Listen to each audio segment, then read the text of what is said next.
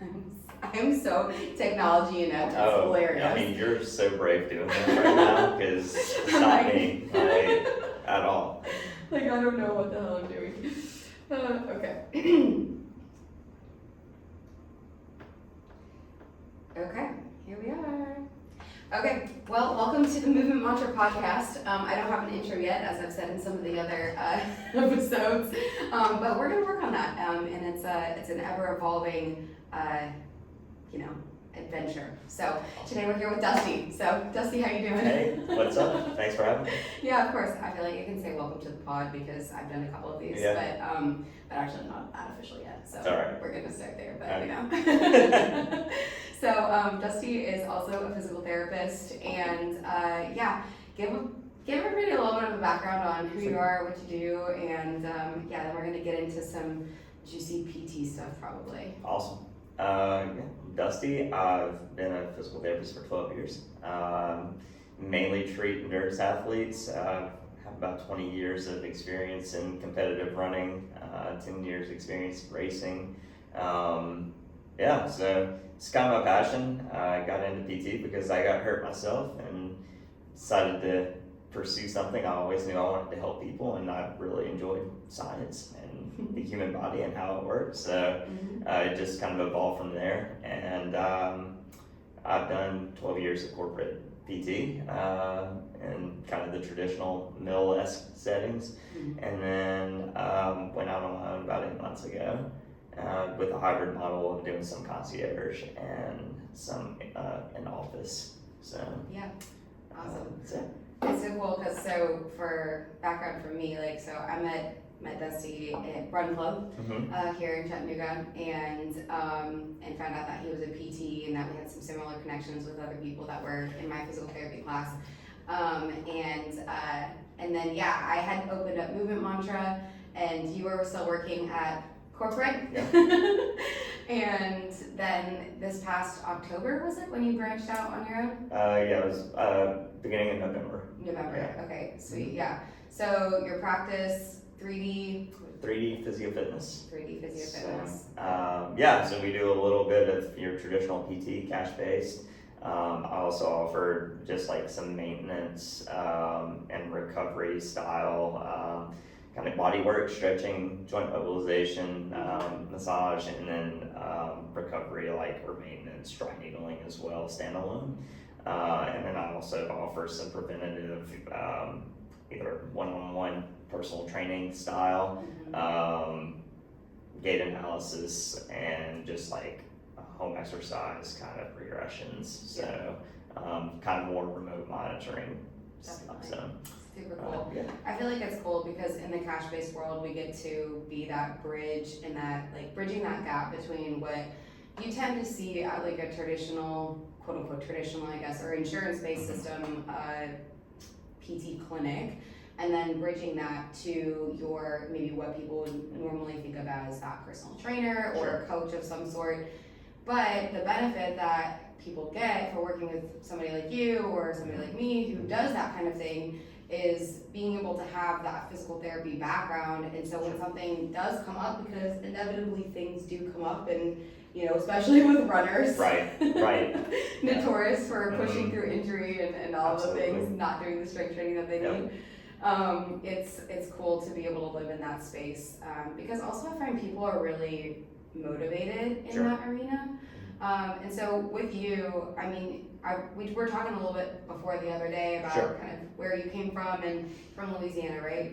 And so tell me a little bit more about how you got into PT, because I was like, I can't remember exactly. So I had a really bad PT experience, and it's oddly enough that's what got me into PT. I came from a small southern Louisiana town that had a really strong history in baseball and football and background. So I was the one cross country runner that started the team back up from nothing with 5 freshmen. So I got injured my sophomore year. I think it was a little bit of overtraining, a little bit of lack of strength and flexibility, hitting a growth spurt. It was kind of the perfect storm of all those things, and hurt my hip and back pretty bad. And so I I would go to the athletic training room as one would, Mm-hmm. and I would get pawned off on like either a student AT or a PTA or something, and they would basically just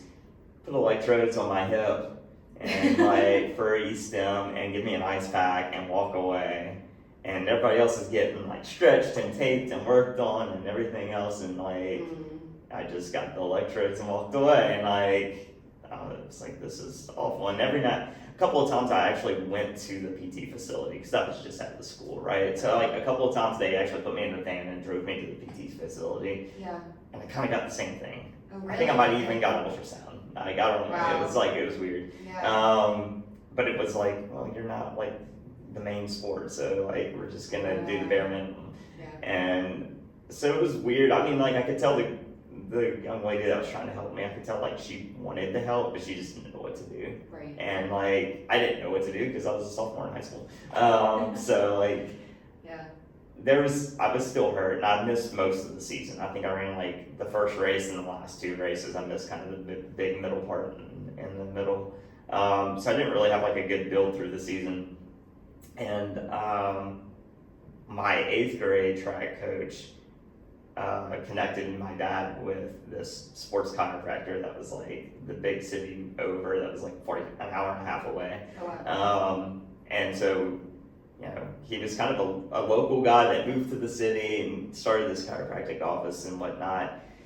And he mainly only treated athletes. And so like, it's like, well, give it a shot. So we went over there, and he has like just a wall of pictures. And it was all the people. It was everything from MMA fighters to like professional marathoners to whatever, college athletes. So super nice guy, comes in, of course, kind of had the same traditional, what you would think of, get brought in by a tech, get some ultrasound, get a little heat, and then he comes in and he does a little assessment, and he actually does more soft tissue work than actual he didn't come in and just pop my back and walk out. Like he actually did some soft tissue stuff. He did end up doing some sort of manipulation, and definitely felt better. And he was like, hey, like, see how this does? I want you to do this exercise, this exercise, this exercise.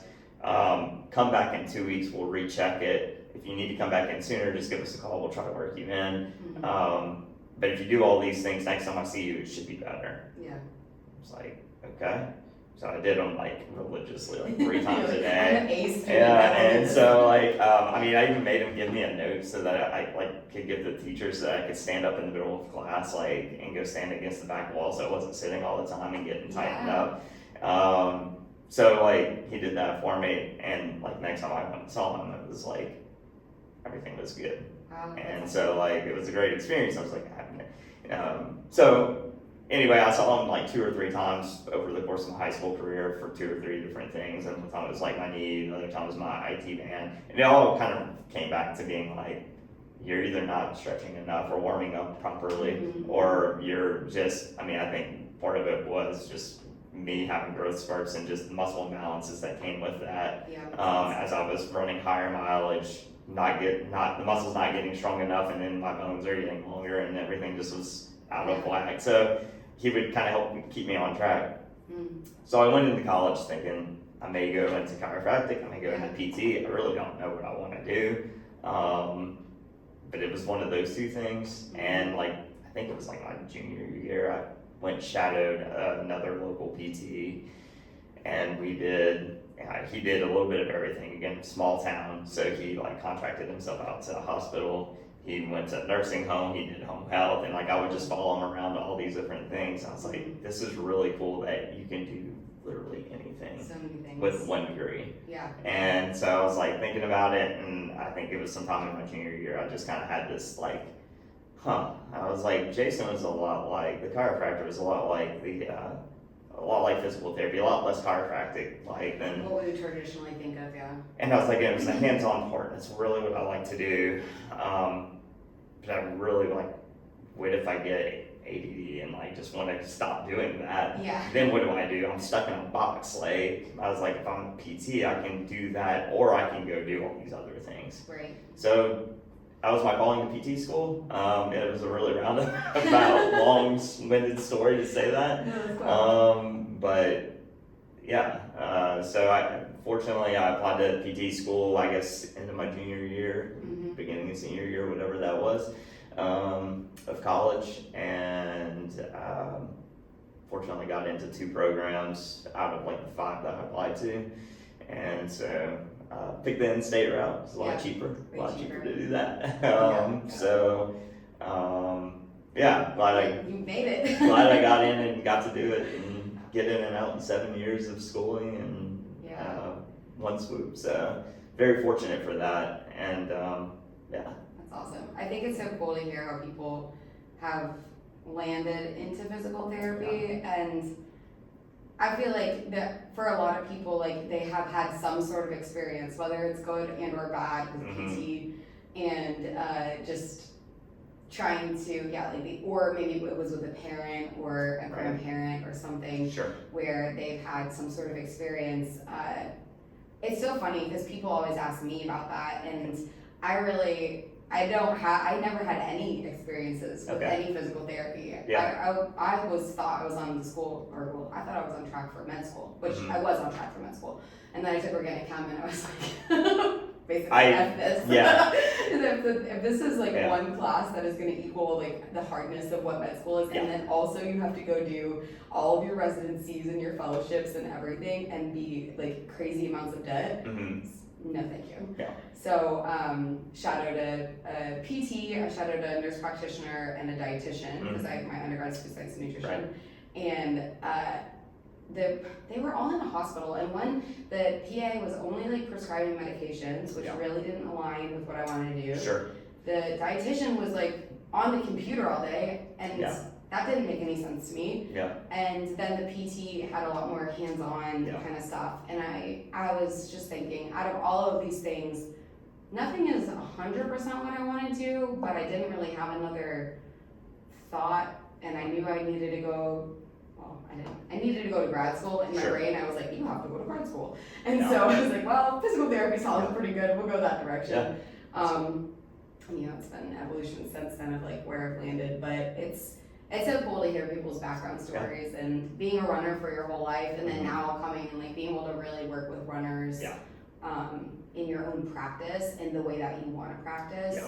Because it's interesting hearing that experience, and I think it's probably an experience that a lot of people have had, where they go in and they just get hooked up to an ultrasound, or they get heat, or whatever it is, and then they're just kind of sitting in the corner, and the tech maybe comes over once or twice, and maybe you see the physical therapist, maybe they're just over there like waving at you. But that is so frustrating to me. One of the reasons I moved into cash base, but for you, you worked in corporate, so like how did your experience working in corporate, did it look different from that? Or you were you had some ability to kind of influence, but of course, like I had to grow into that, right? And so the big thing, I did take like a big risk. I had an internship that fell apart. It just didn't happen. I think part of that was on my advisor at school, like dropped the ball on it, whatever. So I'm last minute scrambling for an internship, and I see this one in Tennessee, and the name looked familiar.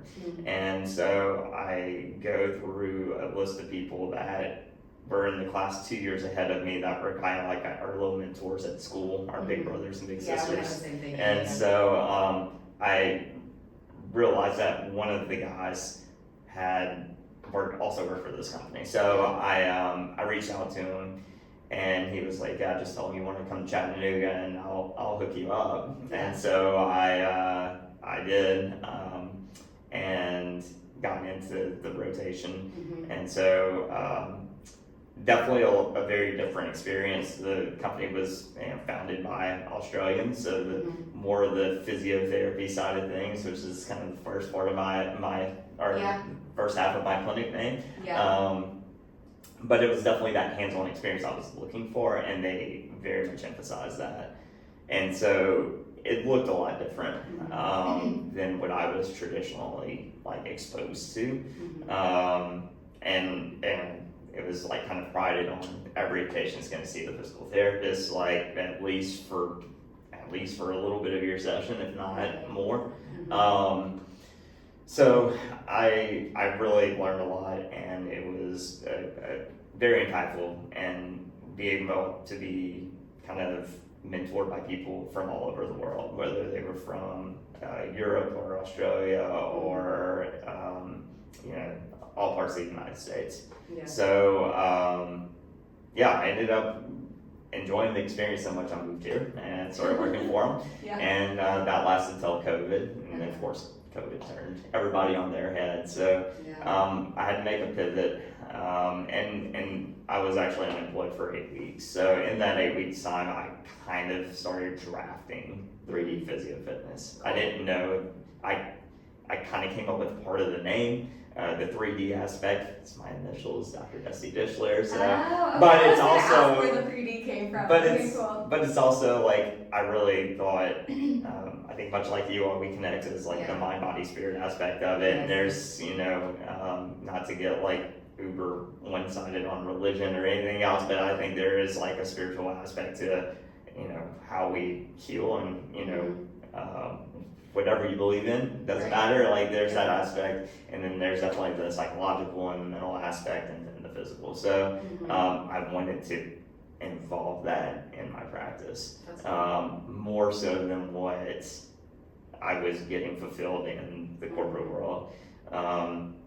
In the corporate world, when things were going well and everything was smooth and properly, like the business was properly set up and everybody was hired and everything, things were great. Yeah. But the thing was is people didn't stay. Yeah. And then you always were trying to scramble to fill in the gaps.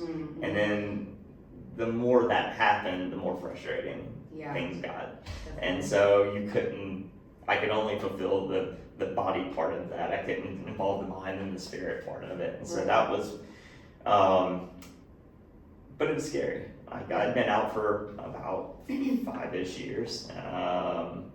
And I didn't think I was ready, and I didn't think I had only been in Chattanooga for like 3.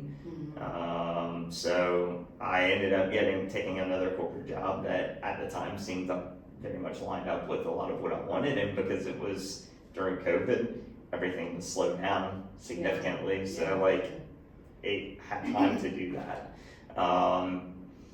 And ended up having a fantastic experience with both companies. I mean, I really did. But the battle came back to the insurance side of things, right? So like I had really good mentorship, whether it was on the hands-on side and on the exercise prescription side, and then as I got more involved, I got a lot of really good mentorship on the business side. That I probably wouldn't have gotten anywhere else unless I would have been going seek it on my own. So that all worked out for another 5-ish years, and then but again, it kind of got to the same thing. It was a lot of turnover, a lot of hiring and firing and restructuring, and all of it for no reason. And when I knew it was time to leave, there had been 2 restructures, and after the second one, I was like, this isn't gonna work. Yeah. And they were like, oh no, this isn't, and it was all justified. And then like literally within like 7 months, they were like, you know what, we're gonna go back to the other way. And I was like, I just told y'all this. But no one's listening to the people that are actually treating. Like it's all someone in a suit and tie behind a desk. And so it's like, this is, and so I reached out to several other people. I was gonna make a jump. I was gonna leave because I started identifying things that frustrated me from the first time to the second time. And I was just like, I'm gonna leave and I'm gonna go somewhere else. So I was getting actually kind of poached by a couple other companies. And I just straight up asked them, like, what are you doing to address X, Y, Z? And they were like, well, that's just how it is. I was like, it doesn't have to be that way. I've reflected back on some of our conversations and other people that we both know mutually that are doing their own thing. And I was like, I have everything now. Like I've got the people that trust me, and the community here. I've been here, almost a decade, and then now I know I'm confident in my ability to run a business. Yeah. So like I've been trained enough on that, and I was like, it can't be. It's not that it's not hard, but it's like it's not possible. Yeah. And so like the barriers were just a lot less, and it was a perfect storm of things personally and my family life as well that lined up that allowed us to my wife and I to be able to do this. It's, it's very much a partnership when you're married. So 100%. as much as I wanted to do it, I had to make sure she was okay with doing it. Yeah. And I mean, honestly, she was probably the one that pushed me harder than I pushed myself because she was tired of seeing me just be a jerk. Yeah. No, So. Man, I don't think that people really, and to be, straight up honest, so, parts of my story will probably come out through the course of all these podcasts that I do, but essentially, I lasted 7 months in quote unquote traditional care. I was in Oahu, Washington doing a travel gig, and I signed 2 different travel contracts for 13 weeks, 7 months. Loved the travel, hated the job, just in general, and it wasn't that, on paper, the job was really good, to be honest. It was 1 patient an hour, it was, technically the clinic, I was 410, so I had a day off where I could go do stuff. It was inpatient and outpatient, which at the time was good for me because I wasn't entirely sure and I wanted to keep up some of my inpatient skills, but it was primarily outpatient.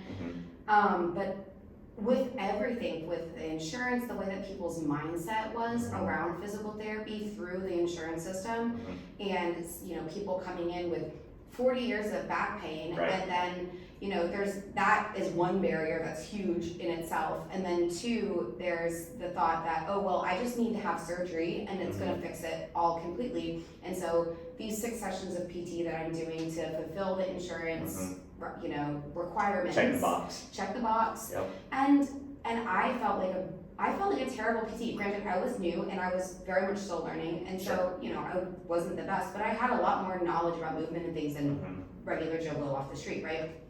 And you're prescribing people these things, but they're not doing anything to help themselves either, which was so frustrating to me because then I couldn't do my job in understanding what was actually helpful or what was going to move the needle. And that was so, I just remember sitting in my little rental house calling my mom and crying for 4 hours. I just spent 3 years and so much money to get this degree. Am I even going to use it because I hate this so much? And I don't think that people understand how much insurance dictates. Within physical therapy, but then also now I've talked to several MDs and everything, how much it dictates what your care can actually look like. So, you can maybe speak to a little bit more on that because I think that's important for people to understand is what insurance is actually telling PTs and how people get reimbursed, because that's what, this is why it is what it is. I'll start kind of on the complete opposite end of the spectrum of I have a really good friend who's a cardiologist, and he had to stop in the middle of a procedure to go and talk to an insurance company to explain why that patient that he had currently cut open was going to need to stay at the hospital that night, not just go see his at home. Are you serious? So that's a completely extreme example. But so real. But that was from someone I can pick up the phone call right now. So it's that's what we're dealing with. It's not just me getting upset because they cut an average reimbursement rate from $96 to $89 a session whenever I'm billing out $300 a session. So they're giving us a third of what we're asking for, which is why we have to continue to ask for more and more money, because they're only giving us pennies to what we're doing, and then finding every loophole to give us less. So it's a constant struggle of we have, as in the corporate world, have to for physical therapy have to constantly flex, and it feels like we're just constantly giving to whatever they're telling us to give to. So it's just it's a struggle, and spending more time trying to outguess insurance than you are trying to figure out what's wrong with your patient. I was gonna say, And like, so- your mental bandwidth is spent Yes. just dealing with all of this Yeah, crap. and it's like you're doing all this fuzzy math, and you know, it's just it's a cluster, and it sucks, and it's just like at the end of the day, you go home and you're just like spent, and it's not. Everyone thinks you're spent because you're doing range of motion on a 300-pound person's knee, and it's like that's the easiest part of my day. Yeah. Because it's mindless, and I just do it, and it's fine, you know. But I was like, it's the hard part is having to constantly go and get on the phone in between seeing 2 to 3 patients an hour, because that's how little you get reimbursed in the insurance world. You have to see multiple people an hour to keep your lights on, and you know. And those reimbursement rates aren't your hourly rate. Those No. are for the clinic, right? That's not So, for like, me. Yeah, I'm not seeing the $98. Right, exactly. I'm seeing like And that's a what third I of that. Right, that's So- what I think people think is like that, you know, there's this bill, and then, you know, but still, you know, you get paid this much. It's like, no, that's what the clinic Yes. is then making. That's what the But company that's is not what the making. PT is Yeah. even making then. They're Yeah. getting a fraction of that. Yeah. So it's so, and then to get to, like you said, to actually have enough money per hour for the clinic to keep their lights on, then PTs are having to see 2, 3, upwards of 4, like, patients an hour. Yeah. Insane. Yeah. And then who's actually getting good care at that point, Exactly. right? Exactly. I don't think people understand too, because I mean, you probably get pushback with this as well. Sure. In the moving into the cash-based world is pricing, right? Yep. But what people don't always see is that $300, $400, $500 bill that is being sent from a traditional quote unquote insurance-based practice to their insurance, and then they're paying their copay. Insurance is paying a portion of that, and then but they might get billed on the back end. Yeah, if you haven't met your amount. deductible, you're gonna get all of that gets go back to the patient. And You get it to collections, and then it's affecting your credit, and it's all those things. So I mean, I definitely have that conversation. I mean, the way I set it up is the evaluations I have. You have like 75 to 90 minutes with me one-on-one. Follow-ups are 60 to 75 minutes one-on-one. That's what it's blocked for. If they have that time, if they don't, I'm the same way, yeah. basically. But it's just like, hey, like, because I'm able to spend this time with you one-on-one, because you have that, but like you're also paying for, you can text me or email me whenever, and I was like, you know, I'll get to you within 12, you know, at worst 24 hours. You're not gonna get that going somewhere else. So like, that's what you're paying for, and hopefully, I mean, like, I think my average patient visit, if you come for traditional PT, is 3 to 5 visits. Like, that's it, and like, it's usually spaced out over the course of 2 or 3 months. So like, I'm not trying to, you know, I'm not trying to like get rich off of this. I'm just trying to help as many people as I can, give the best quality care that I can. And do it in a way that I want to do it. And I mean, like you said, people come in with the insurance-based side of things, and they have a preconception of like, well, this is how I'm supposed to do it, and this is it's just to get a stepping stone to get a drug or to get a surgery or whatever. And in our realm now, we get the people that are trying to take care of themselves, that are investing in their health. And I think a lot of people are starting to see. I think a lot, as much as we've been talking about corporate stuff. I think some corporations are seeing the benefit of that, and with like the advent of HSAs and things like that, it makes it a lot easier for people to be like, oh, I do want to go see Libby at Movement Mantra, or I do want to go see Dusty at 3D PhysioFitness, because it's not really directly affecting their pocketbook as much, you know, and it's like, it's free money that their company is investing in them. So I think that has been, I think the more people that know that that's a viable option, because I think a lot of people get surprised that I do take that, and they're like, oh, well, let me switch that card over on Jane, you know. So it's like, so like that's a really good thing that's happened on corporate side of things. Exactly, and I mean that's something that I've been working to kind of transition more of my. I mean, there's more on the personal training side of things, I guess, just because of the way everything works, but. Because I already do go to some companies and do those types of, you know, personal training, group fitness or strength training, And, you know, it's a small group, there's not always a ton of people there, somewhere, Sure. you know, like 5 to 8 people. But I have seen in other places as well where companies are actually, especially more like progressive companies that are seeing the benefits, Right. because it actually does really impact their bottom line. Sure. And if their employees are, you know, taken care of and are feeling good, you know, they're, you know, healthy, mobile, not getting as much brain fog and Yep. fatigue from sitting all day, or back pain and not in pain. They're cutting down the company's payout that the companies have to pay out to the insurance potentially, and or also just their productivity baseline for their employees. So that's something that I've been trying to work on. I mean, the hardest part with that is trying to find the right people in those Exactly. companies to talk to. Yes. But I think people could advocate for that. Yeah. So, you know, if somebody out there wants to have something like that at their company, I think more and more companies or different places are willing to look at that, because there actually is a lot of research and backing that goes behind Sure. to say this actually really does impact the company's bottom line Absolutely. and can be super helpful. So people could advocate for that, and Yes. I do think that more companies are seeing the benefits there. But just like with anything, it just takes time to create change. Absolutely. And especially when you're dealing with such a big overarching system. Yes.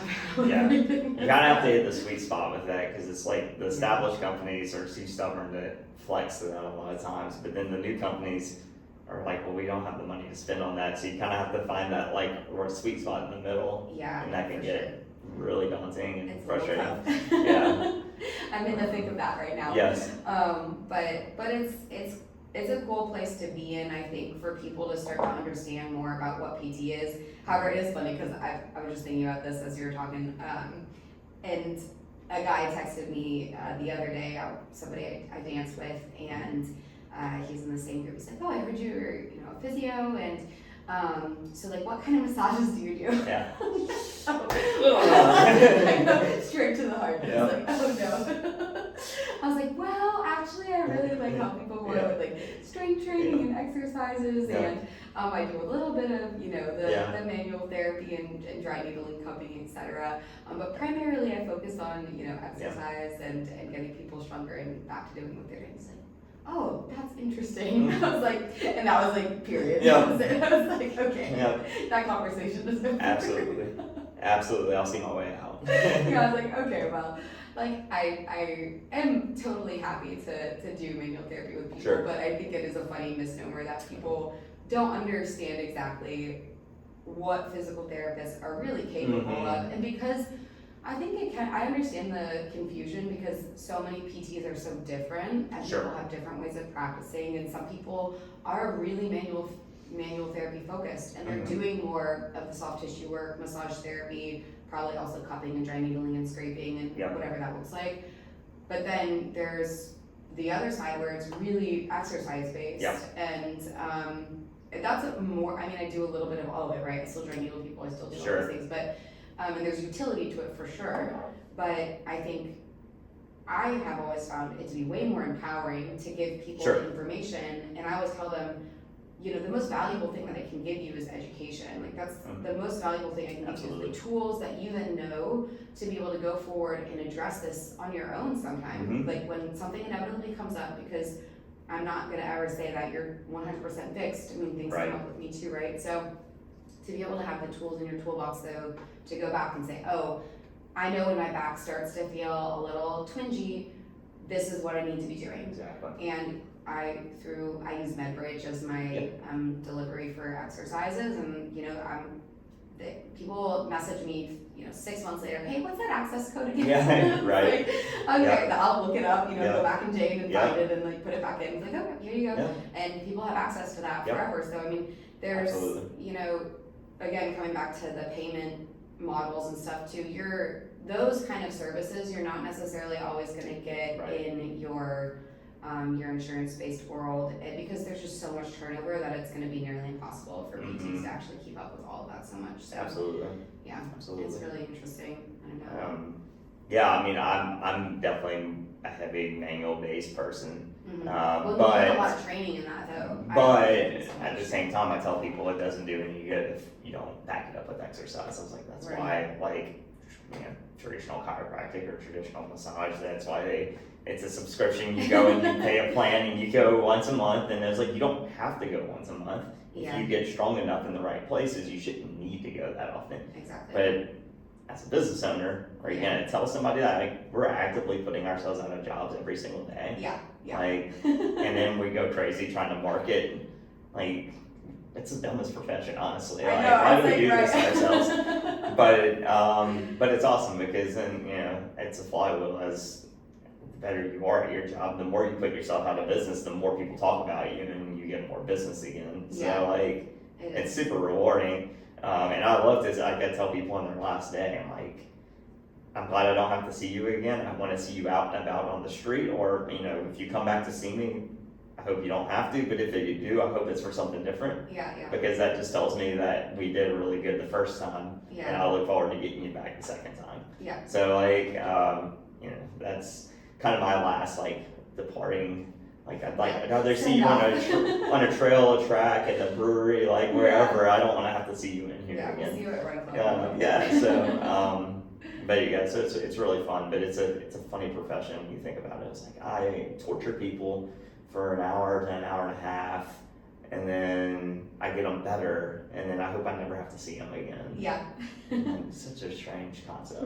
It is interesting. It's funny. So like, you deal with a lot of runners. I'm kind of curious, just in general, because like I've worked with several runners as well. I'm a runner. Sure. And what are some of the things that you see the most coming in to your clinic? People what are they struggling with? What do you kind of help people with the most? Yeah, if it's a more traumatic things, or usually my trail and ultra people, it's usually like an ankle sprain or something like that. Is probably one of the more common things.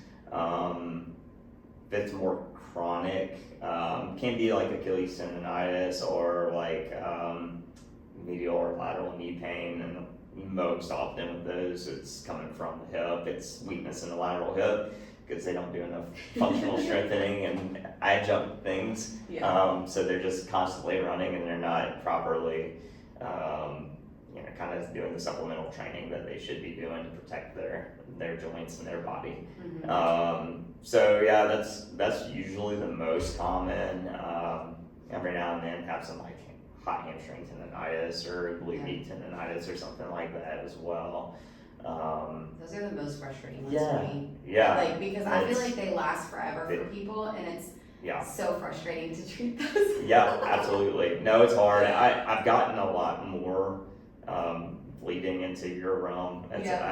I'm interested to hear your thoughts on this because of your nutrition background. I've been trying to promote and educate myself and promote that side of things a lot more. Because I think a lot of people aren't getting enough protein, aren't doing it, and so the muscle repair is just not there, and it doesn't matter how much I do. I can scrape the tendon all day long. It won't matter if they're not rebuilding appropriately, if they're not getting enough sleep. So I've been doing a lot more education on that side. And then like how to properly dose the dose strengthening. Like, so I think people are just underdosing the strength, underdosing their nutrition, underdosing their sleep. I think most people are walking around with a gallon jug of water these days, so I don't really talk about hydration nearly as much.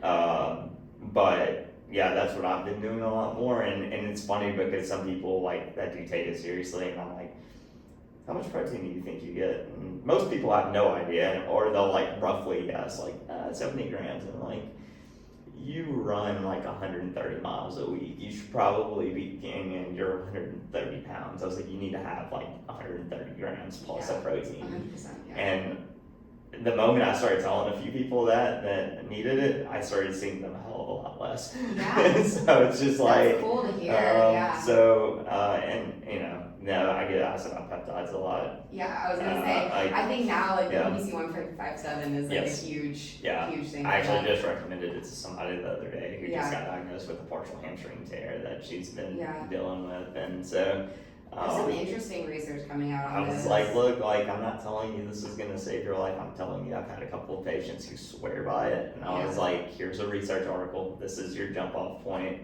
Yeah. do with it as you want, like, Yeah. like, I'm not gonna tell you that's what you need. Yeah. I have no idea, I've never taken it, so. I haven't either, but I mean, I do also have just anecdotally people who have been taking it. And I was listening to a Huberman podcast last week at some point, and he was interviewing somebody who's another MD and very involved in the peptide world and trying to get more research done on various things, but also has just like experimented a lot on himself and things. And I guess I didn't know this, but there's no upper limit of BPC 157. So, they do all of these kill studies essentially with any medication. It's like, what is the lethal dose of ibuprofen, right?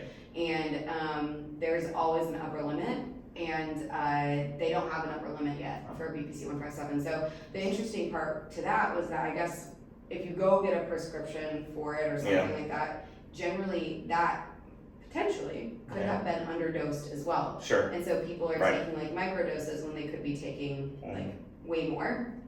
And this guy had like a complete tricep tear, and he went to PT and stuff like that, but started taking like he didn't say how much because he was like, I'm not recommending this, but he took like a lot of 157, and in 3 weeks it was good, and normally it would be what, like 8-10 weeks, 9 So anyway, very interesting anecdotal things coming out about all of that, and I'm really curious to see how that moves the profession within physical therapy from especially like tendinopathies, tendinitis, because those are so tricky, and it takes, this number sticks out in my brain, and again, I think I heard it on a podcast, but tendons taking over 220 days to regenerate versus muscles taking like 90 days to regenerate. And the fact, when I tell people that, like their faces just sink. But I think education is really important. It's like 2/3 of the year. I mean, this is how long it could potentially last. Like and that's if you're doing all of the right things to take care of it in that time. And it's a long recovery. And so, and that doesn't mean stop moving. And I think sometimes people think that it does not mean stop moving at all. But the correct dosage of movement, like you were saying, is really important, and finding that fine line between not pissing it off too much and overloading it, and then also not underdosing it and allowing it to everything else just to get weaker and weaker. So tendinopathy has always been like so frustrating, but especially like upper hamstring, glute. I don't know why those ones just are tough. It's tough to find the balance of how do I need to do an isometric, do I need to do an eccentric, like, and it's sometimes it's just a hard area to hit, especially you're doing it to yourself. I'm kind of just rehabbing my own high hamstring strain, and it came back. I mean, it's still, I can definitely still feel tension there, but like I'm not walking funny. Like after 2 weeks of doing things consistently and progressing, like I was back to jumping and running and whatnot. And it was like, okay, like this is good, but like not quite where I want to be yet. But it's a work in progress. But it's just constant. It's a constant reminder for myself, like, okay, like this is what other people are dealing with, and like I think educating them on being patient too, because it's just in giving them alternatives, whether it's getting on the road or getting on a bike, getting on doing something different. And especially in the running world, it's just hard for people. Like, runners do not want to give up running. Someone asked me, well, can I go in the pool and aqua jog? And I was like, yeah, if you want to hate your life, I guess. Like, I don't know, like, go hike or something different. I don't know, go do something fun. Aqua jogs, it sounds miserable. I was like, I'd rather swim, I think. I think too. But so it's a really fun environment to be a part of. And another part of like cash-based world, getting out and making connections with those communities in their environments. So I spent all day Sunday at Little Lake working a trail race, and so like setting up a tent, just being there from start to finish. I kind of volunteer my time to help the organization set up their stuff, their equipment, start finish line, their flags, their coffee bar, their whatever, and then you're just out there all day with these people and kind of sharing the blood, sweat, and tears that they Yeah. shed. And I mean, for me, I'm not getting paid a ton. It's by donation. It's really about educating people on what we do and what we're there for. And you know, of course, I'm not exercising people there. I am there just for the massage. Again, it's another shock to the heart. But it's fun because in that time that I'm doing that, I'm educating. Right. And you know, whether it's a word of mouth from there, it's like, oh, I met this guy. I'm gonna try the amount of patients I've gotten because of a word of mouth thing that worked on somebody's sibling or you know spouse or something at a trail race. Is huge. So yeah, it's something that I'm also, now that I'm out on my own, I have enough bandwidth for. It's not it doesn't feel like so much extra work. It's just part of my week. For sure. It's like, and that is like, that's part of your marketing strategy. Yeah, that's my marketing. Yeah. And you get to have fun with that. Like you said, you know, you get to talk to people and hang out and be outside and do all of that, which is, it's so cool. And I think a lot of people, getting them to learn more about PT and educating them just in general about, you know, what we do and like all of the things that we've talked about, what they could be doing. I know runners are notorious for like not wanting to strength train the way that it's they getting should. so much better though. Okay, honestly, good. like I mean, maybe I'm just biased because I have like a little more serious runners in my cohort of people that I work with, but yeah, I feel like it's gotten a lot better in the 12 years that I've been practicing clinician. I think a lot of people in a lot of realms, because I mean, and maybe again, there's pluses and minuses to social media and information just in general, but I do think that through social media, strength training just in general, I think has gotten bigger, but for a lot of populations that normally it wasn't targeted for. Like strength training was just like gym bros, right? Right. Or body, you know. And now we have like, hey, these exercises are specific for your sport. Like, this is going to be a performance thing, not just an aesthetic thing. Exactly. For runners, and then I also see it too, like women, or and then especially like older women who are coming to me, you know, in perimenopause, menopause, and like, oh, I've been reading all about this or hearing so much about strength training and protein and all of these things, and they didn't have the educational background on it, because for so long, that, I mean, growing up in the 90s, early 2000s, it was just, no, you really, that's just guys, you know, that's for guys. Protein's for guys. It's very masculine. And actually, we all need that, and I'm glad that you're talking to your clients about protein and recovery and how all that plays a big part in how people recover, because I think that's something people don't understand. And then just like from an inflammation standpoint in general, if your body is in a constant state of stress, you're going to be at a higher state of inflammation just in general, which if you do have an injury as well, that's just an additional barrier for your body to have to overcome. And being able to address that like biopsychosocial model just in general is so important. And I think that, again, coming back to just like being in a cash-based world, we have the bandwidth to talk to people about those It's like things. you're not trying to cram all of that in a 15-minute conversation, or like walking the patient out the door and it being a rush. And also, you should minimize I mean, like I get to spend an hour with somebody doing that, and then send them a personalized email that also reiterates all of that, right? And so it's not. It's a constant conversation and a constant reminder, and I feel like I still don't do it enough. I feel like I still leave a lot out there. But yeah, I mean, I've gone into some cash-based clinics and like they have like it painted on the wall, like, you know, or like, you know, just stuff like that. And so I think there's lots of ways you can kind of send reminders and subliminal messaging and things like that, where it's just like, okay, like I need to be serious about this. So yeah, it's cool. Like, so with all of that, like that's because with movement mantra too, like in my background is food science and nutrition undergrad, and then of course grad school, PT school. I have my CSCS, I have my yoga like certification, and so this holistic health, and I want to say like whole person centered health, has always been something that I really have wanted to have, because I have seen how important all of it comes together. And that's kind of one of the reasons that I started the Human Health Collective and Health Chats. And so the Human Health Collective is an evolving thing, but the collective being, you know, part of it being these interviews that I'm doing with people who also really resonate with that.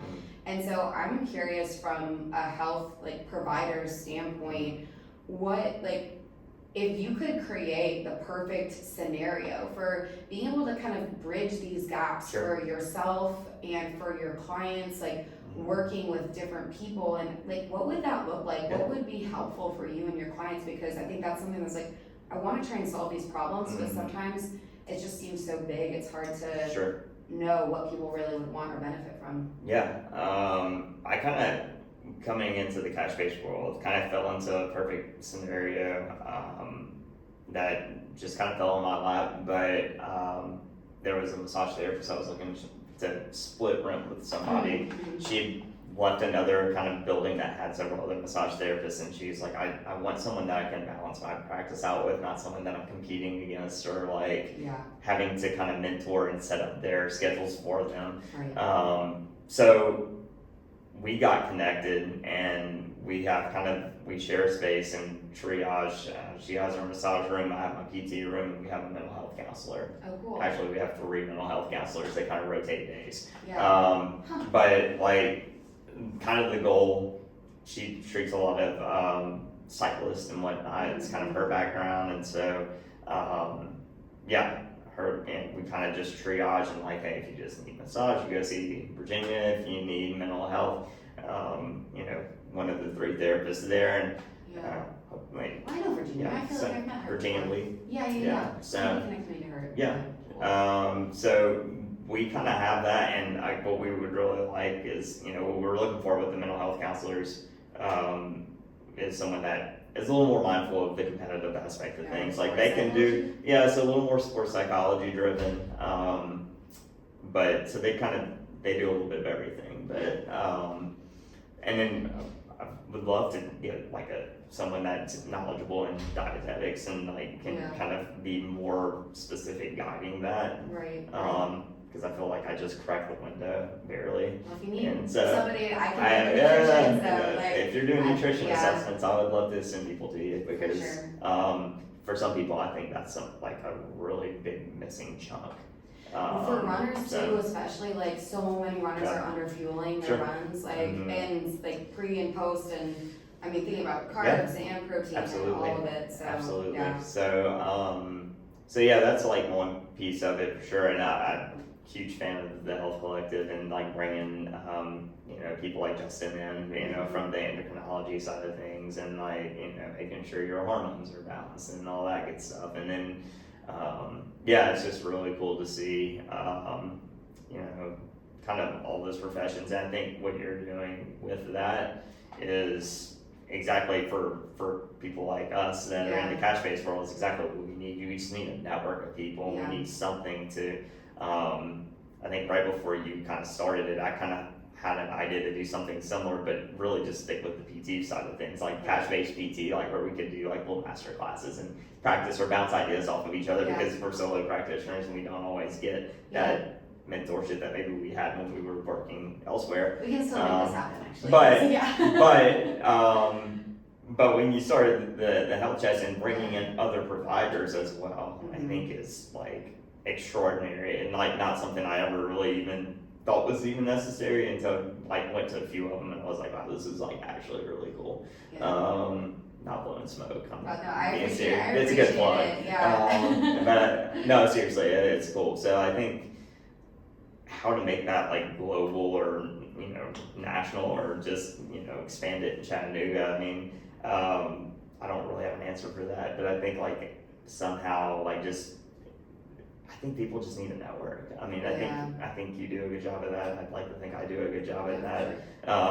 But I think getting out of your own little box and bubble and just like go talk to people and especially talk to people about stuff you don't know anything about, because that's where we learn and that's where we grow. Yeah. And so I think in the PT realm, I mean, it's kind of easy. There's definitely avenues to do that with like the Institute of Clinical Excellence and those people. Like that's a super easy way to do it. But I think getting out into the other professions is a little more challenging, a little more daunting and intimidating for people. So I don't know if there's like I don't know if there's no one right answer for any of it, right? Like I think some of the barriers sometimes are, and this is something that I have told everybody that I kind of meet and talk with, and generally everybody who comes to the collective agrees with, right, is that, you know, community and connection over competition. And I think that I know when I was first starting my business, I kind of had this mindset of being like a little bit, you know, if I don't get a client because somebody else got that client, or zero sum game or whatever, like, you know, and then that mindset was terrible, because I was kind of coming just from this fear-based place, really realizing and understanding that connecting not only with other cash-based PT clinicians, but then really understanding where are these other practitioners who really have this same mindset around whole person-centered health, whether it's mental health therapists, hormone, like, you know, PAs, specialists, other dietitians and nutritionists, chiropractors, PTs. There's just, I mean, people run the gambit. And when I started Health Chats and the Human Health Collective, is because I was looking for a networking event specifically that was meant to be for healthcare and health and wellness, and it didn't exist yet. And so, or at least not in Chattanooga, right? So that's kind of where that started. And I mean, obviously the goal is to continue to build relationships and that network, and not just like in a, here, let me give you my business card sort of way, but like, hey, I know Dusty, I sat down, I talked with him, we had so many conversations, and like, I trust him because he knows his stuff, and like, if you're a serious runner, like athlete, whatever, like, that's his bread and butter, like, you should go see him, or whoever else, you know, different people have different specialties, or like Jason with chronic pain. You know, it's like, it's fantastic. So I'm not good with that. Like he has such a different approach, and I had a conversation with him. Our episode 1 is going to be with him, and so it was so interesting, because I'm sitting here like, oh my gosh, I'm learning so much. You know, it's so cool to be able to learn from other providers who are also, you know, the letters behind our names say that we're the same thing, but it really is people's base. Like their knowledge base is so different based on their personal experience, the different, you know, additional courses that they've taken, or their own personal interest in things, and the pathways that they've led them down. So I think that that's been such a cool way for me to learn and connect with other people. And I want it to, you know, I want it to grow, and I want to continue to find those people, and I know that it takes time. I mean, July will be the year anniversary of doing that, which is crazy. I'm like, oh my gosh. That's awesome. I think we missed like there were a couple months where we skipped just based on holidays and stuff, right? But awesome, it's cool. Great. So this month is community. So that's what we're going to talk about, community, which I'm excited for, because it really is a pillar, I think, of health. But, is that tonight? Is that tonight? No. That's it's next Tuesday is the 30th. Okay. So I'll miss that one, but okay, we'll miss you. So if anybody out there is in Chattanooga, the last Tuesday, unless otherwise posted, the Health Chats is where we bring together health panels on different topics, health and wellness providers alongside the public, to answer all sorts of questions on these different health topics. We have metabolic health, we've had women's health, men's health, sexual health, mental health.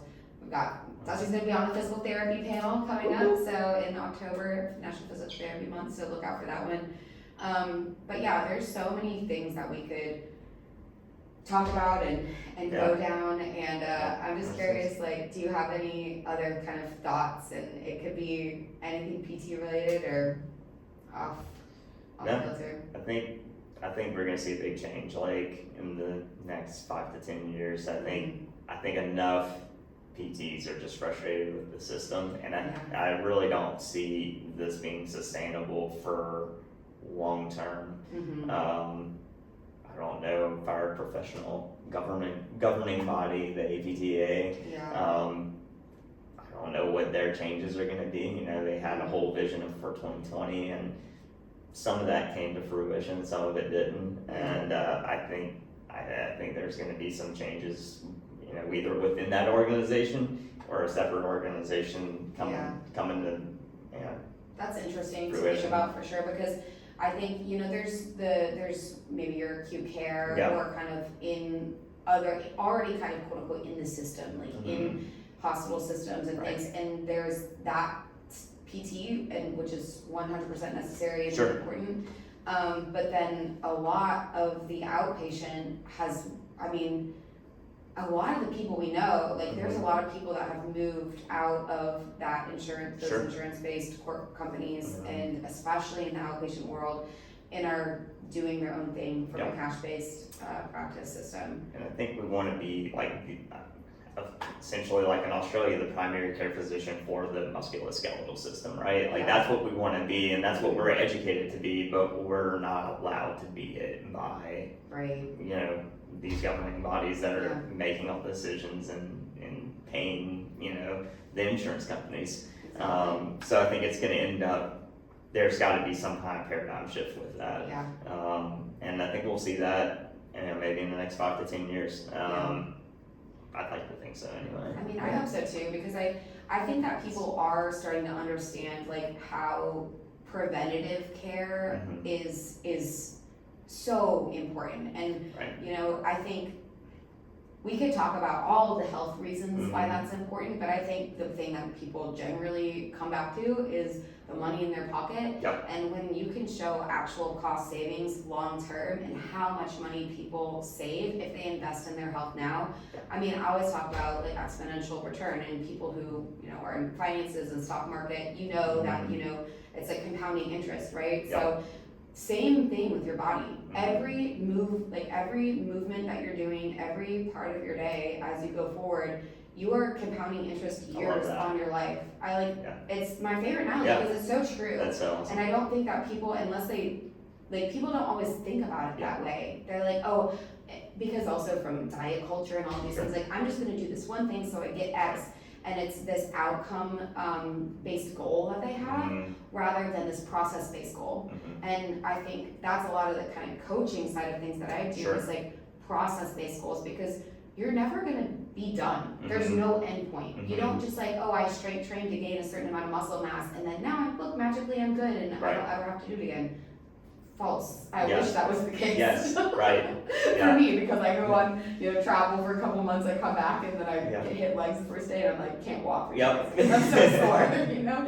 It's like, and I tell my clients that all the time because like I also get sore, you know, like these are things that you can't just ignore or come to some end point. There isn't an end point. And I don't know if that's helpful for people or intimidating or what. For me, it's helpful because I'm like, I just know that it's something that I have to do and it becomes part of your lifestyle rather than, you know, thinking that there's just this one endpoint. Same thing with PT exercises too, right? Like a lot of these exercise programs, yes, for some exercises, maybe it's like do this for a short amount of time and eventually you don't have to do it.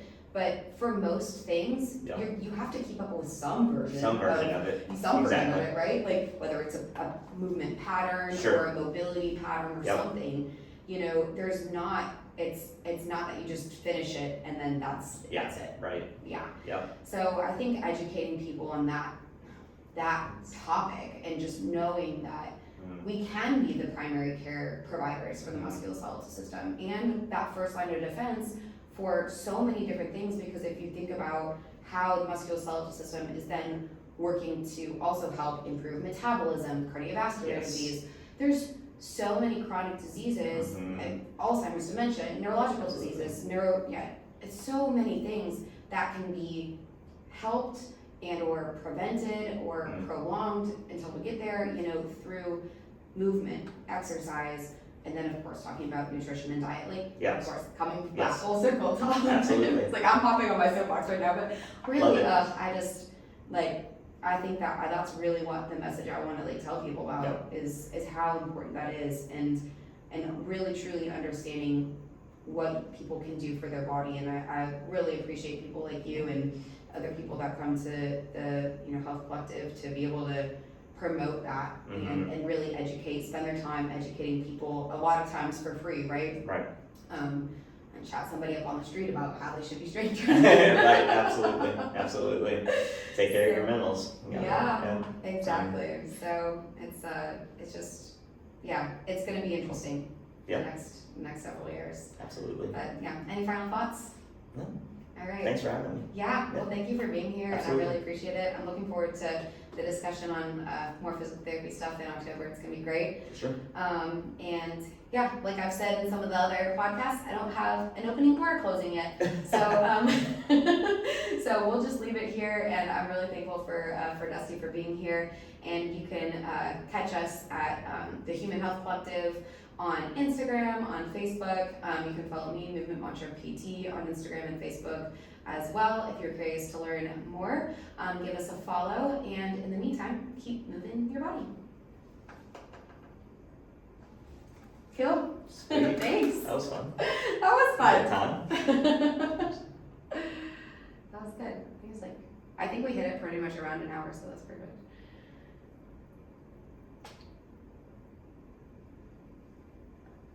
I was trying to think of this website. I was like, I'm not gonna pull my phone up right now.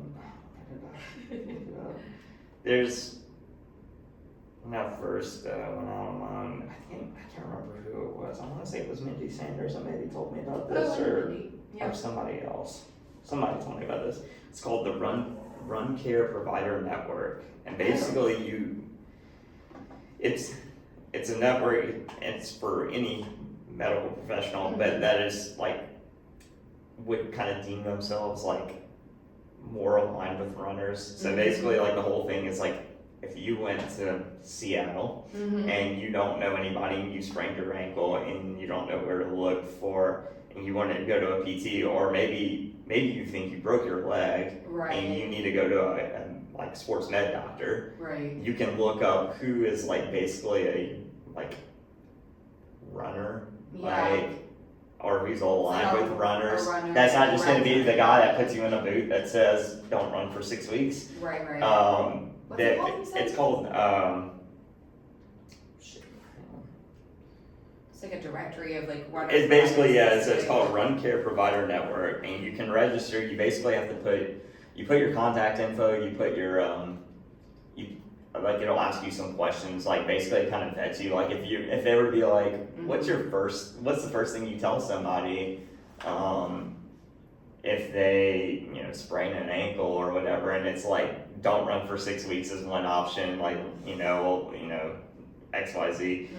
I guess basically they won't put you on there if it's pretty obvious that you're gonna tell them not to run, and if it's not necessary then they're not gonna put you on there. So it kind of makes they kind of vet you, make sure you line up with kind of what their thought process is. But I mean, I don't know how many different medical providers it is, but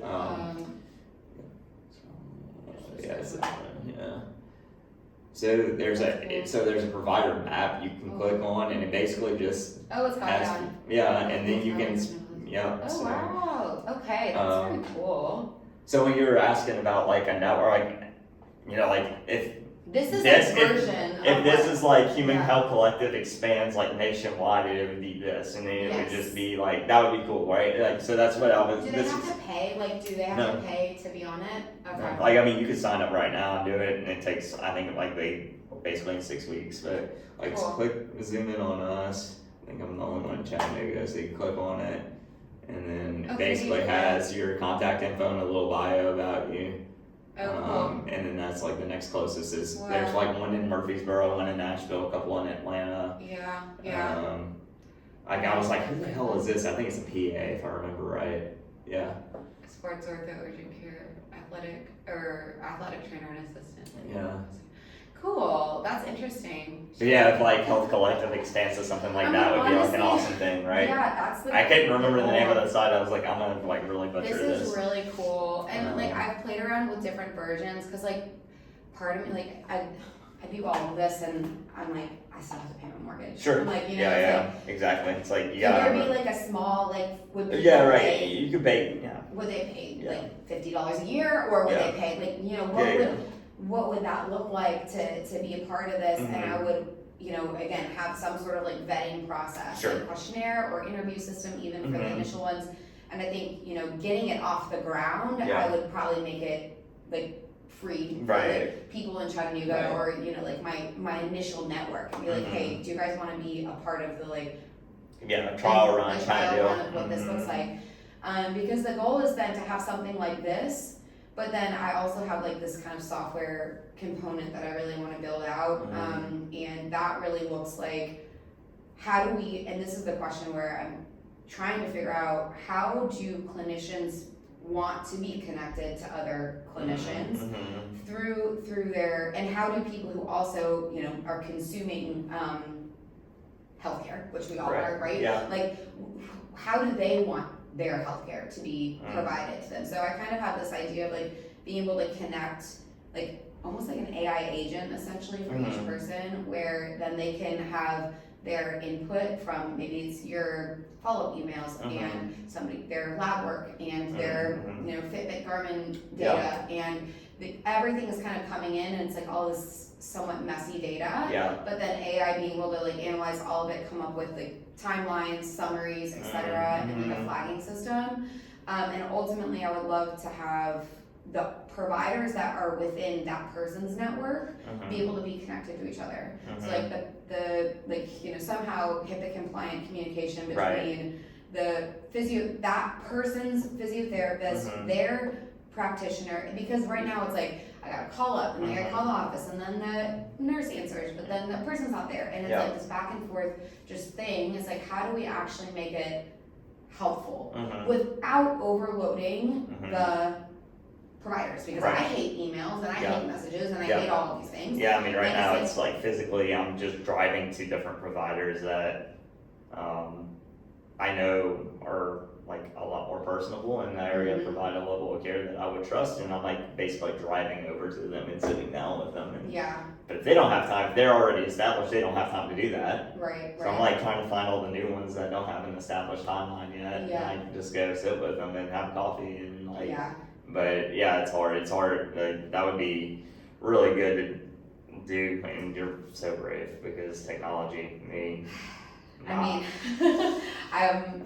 well, that's what I really need. Like, I know that eventually to build out is what I really want to Right. build out. Like, I need a co-founder that can be the tech Technology, side yeah. of things, the SEO optimization, right.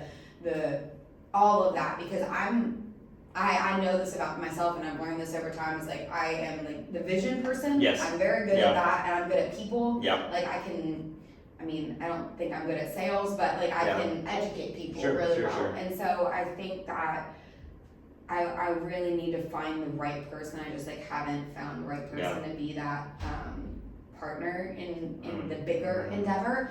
But of course, you know, being with Caitlin and doing the health chats is Yeah. great, and be able to have just because running events, it's like you just need more hands on deck. Yep. Like you just do, and so there's that. But for technology Yeah. stuff, I mean, I could do it. Yeah. Like I could sit down Yeah. with ChatGPT and Claude and like Yes. I could right. figure it out. Right.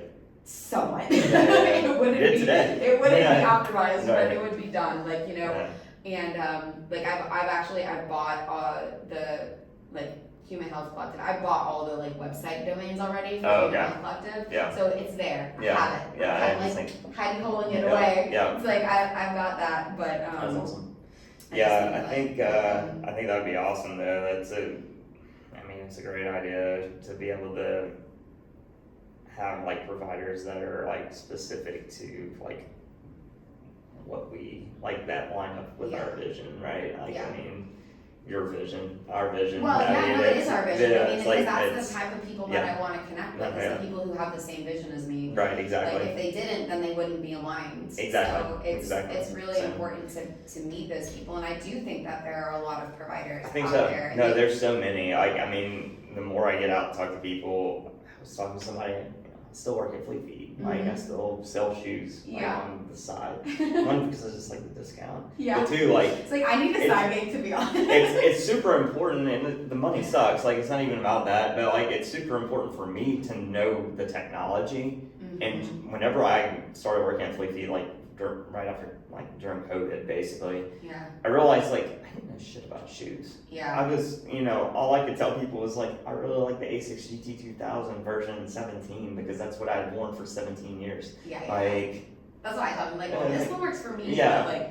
But, like, Yeah. being inside, like, you know, I had somebody come in and they had, like, super bad hallux ridges in their right big toe, and I was just like, have you ever heard of the Superfeet Corbin insole? Mm-hmm. And they were like, no, and I'm like, it's like a Corbin bladed shoe, but it's just an insole, so you can put it in any shoe. And I was like, it flexes this way, but not this way, so it's gonna help your big toe. It's gonna help take pressure off of it. Yeah. I was like, I don't think it really helps people run faster like it advertises. But Yeah. I think for you, it's a really good thing. Yeah. So like, just knowing that, Yeah. and I'm like, you know, yeah, it's a $60 insole, but if it doesn't work in 30 days, like, bring it back. Like, Yeah. Yeah. Steve hates when I tell people that, but like, it's Most of the time, it's if you gonna work. Google it, it's Yeah. common knowledge too. Like, it's not like I'm telling them something they don't know. Yeah. And so like that's the biggest thing for me to work there. But I was working there and I was talking to somebody. She came in. I chat GPT that said I needed this shoe, and I was like, "You gotta be kidding!" Sorry, camera. I just realized it's still on. Like, you gotta be kidding me. That's so funny. And so I was like, of course, like, luckily it was like the beginning of the day, like it wasn't someone, like I hadn't been pissed off too much